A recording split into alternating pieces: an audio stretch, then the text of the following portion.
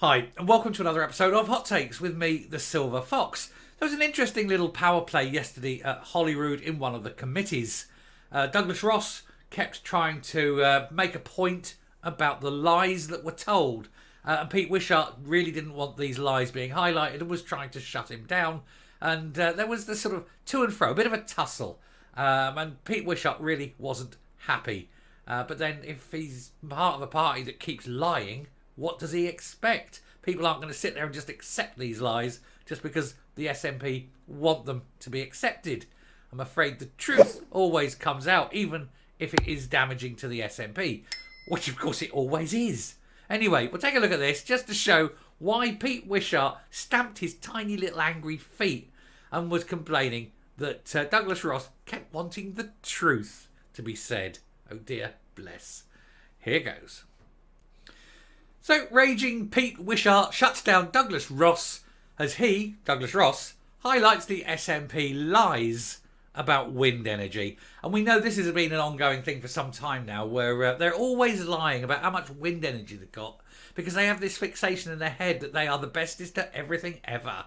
And that, oh, look at Scotland, we've got the most wind, we've got the best of that, we've got the first of that, because we're the SNP and we do everything brilliantly. The fact is, it's not true. They've been caught out on it. They've been told to stop lying, and yet lie they continue to do because they think if they tell a lie long enough and hard enough, eventually it becomes the truth.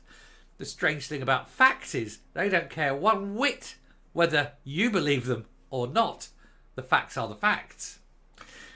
The veteran nationalist MP is also chairman of the Scottish Affairs Committee and repeatedly stopped the Scottish Tory leader from highlighting the fake renewal statistics parroted by his party.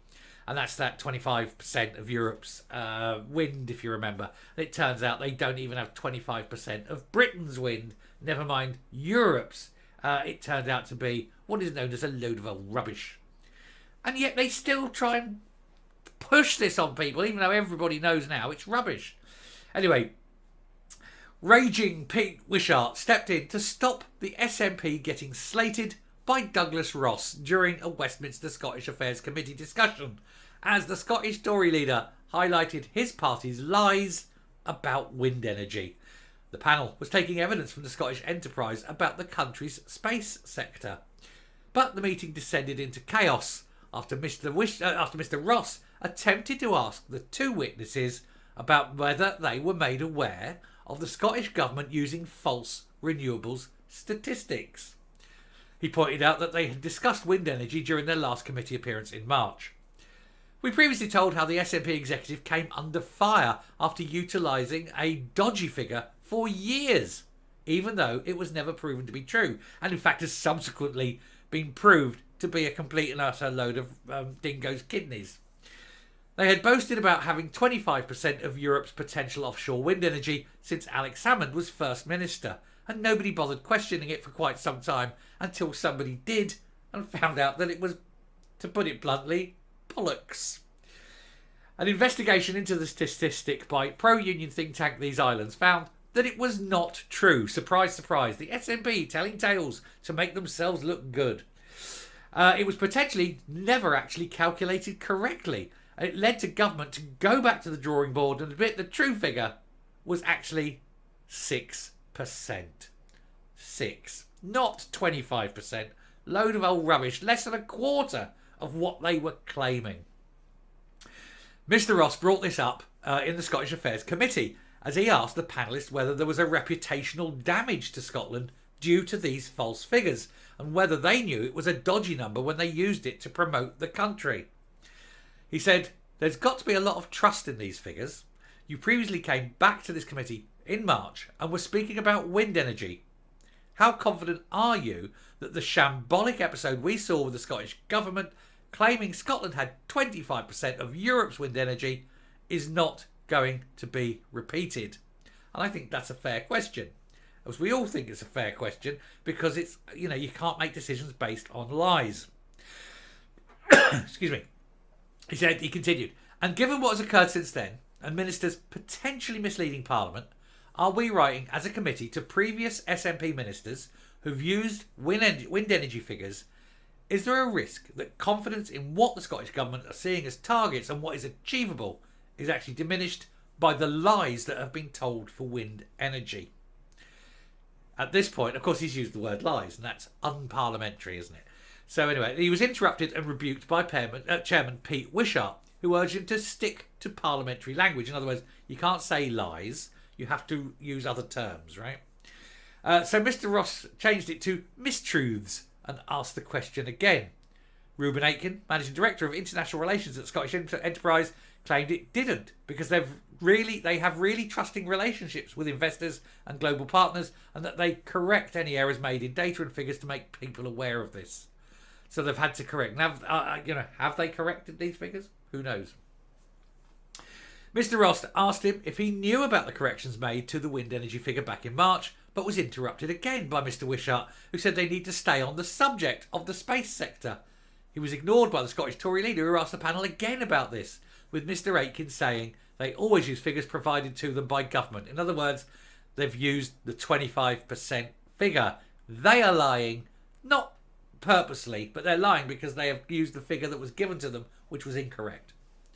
The Moray MP tried to press further on when he knew about it being a false statement, but he was stopped in his track by a really annoyed SNP MP.